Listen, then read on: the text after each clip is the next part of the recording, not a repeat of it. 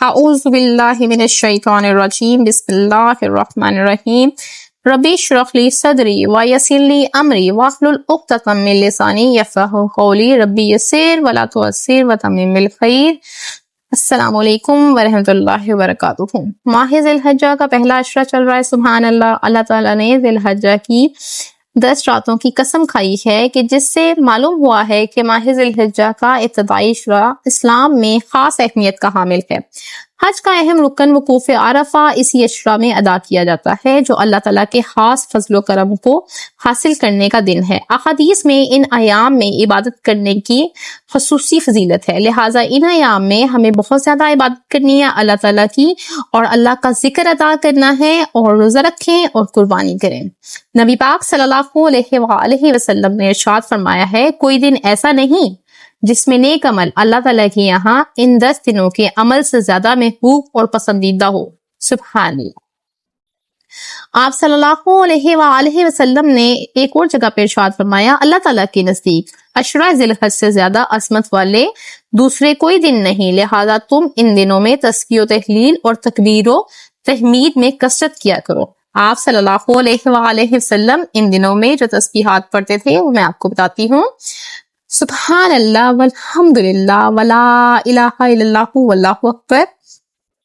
آپ صلی اللہ علیہ وآلہ وسلم بہت زیادہ کثرت سے پڑھا کرتے تھے۔ اس کے علاوہ اللہ اکبر لا الہ الا اللہ پڑھا کرتے تھے۔ آپ بھی کوشش کریں کہ ان تسبیحات کو صبح شام اٹھتے بیٹھتے اس کو اپنے ذکر میں شامل کریں، کام کرتے ہوئے۔ صحابہ کرام اونچی اونچی آواز میں ان دنوں میں تسبیحات پڑھا کرتے تھے۔ ابن عمر اور ابو ہریرہ رضی اللہ تعالیٰ عنہما بازاروں میں نکل جاتے تھے اور اونچی آواز میں بلند آواز میں تکبیرات کہا کرتے تھے، جس کو دیکھ کے باقی مسلمان بھی تکبیرات اونچی آواز میں کہا کرتے تھے۔ تکبیرات کی انشاءاللہ شارٹس کی ویڈیو انشاءاللہ میں آپ کے ساتھ شیئر کر دوں گی، تاکہ آپ لوگ اس کو اپنے ساتھ ساتھ اونچی آواز میں گھر پہ پلے کریں اور ساتھ ساتھ دہراتے رہیں۔ ابھی میں تکبیرات کے جو کلمات ہیں میں آپ کے ساتھ جو ہے نا شیئر کر دیتی ہوں۔ اللہ اکبر لا الہ الا اللہ واللہ اکبر وللہ الحمد، اللہ اکبر کبیرہ الحمدللہ کثیرہ فسبحان اللہ بکرۃ و اصیلا، اللہ اکبر لا الہ الا اللہ وحدہ لا شریک لہ لہ الملک ولہ الحمد وہو علی کل شیء قدیر۔ حضرت عبداللہ بن عباس رضی اللہ عنہ سے روایت ہے کہ نبی پاک صلی اللہ علیہ وآلہ وسلم نے فرمایا،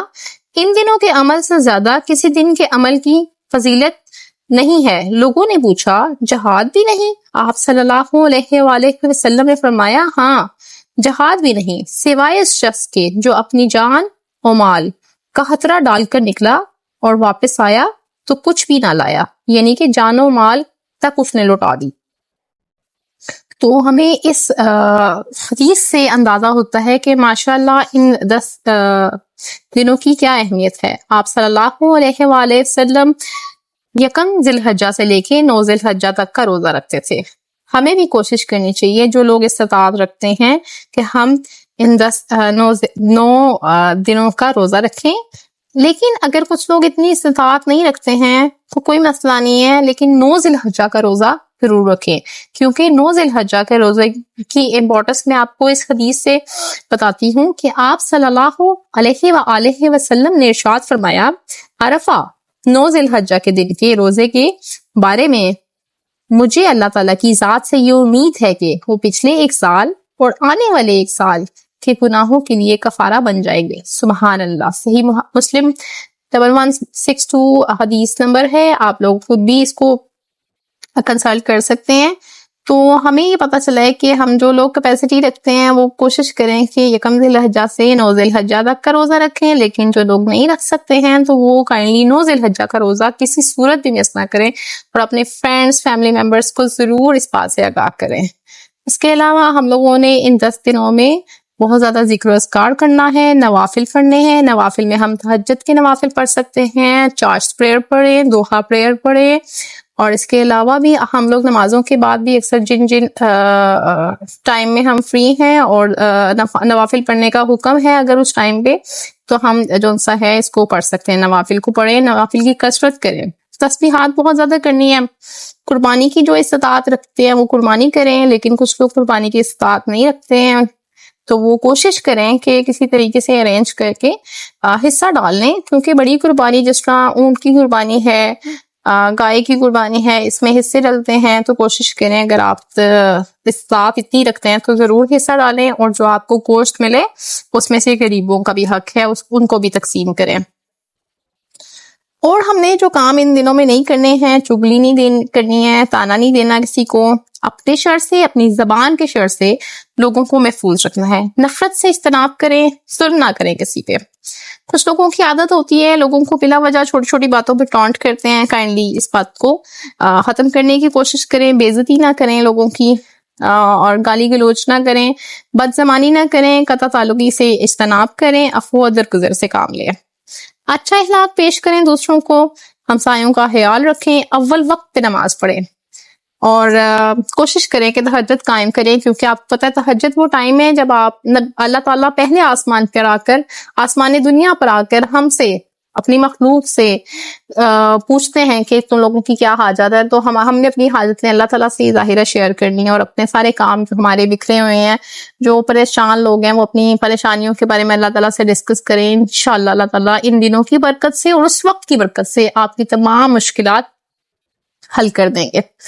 جو لوگ ماشاءاللہ حج کے لیے گئے ہیں، اللہ تعالیٰ ان لوگوں کا حج قبول کرے، اور ہمیں بھی توفیق دے کہ ہمیں اللہ تعالیٰ حج کرنے کی استطاعت دے۔ مالی طور پہ دوسروں کی مدد کرنی چاہیے ہمیں ان دنوں میں بہت زیادہ کثرت سے،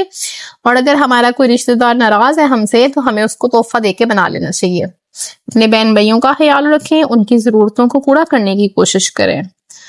ایسا صدقہ کریں جو خود کو محتاج نہ کر دے، یعنی کہ اپنا بھی خیال رکھیں، اپنی ضروریات کا بھی خیال رکھیں اور صدقہ بھی کریں، دوسروں کو خوش کریں۔ آپ کی ذات سے اگر دوسرے لوگ خوش ہیں تو اللہ تعالیٰ آپ کی ذات سے راضی رہیں گے۔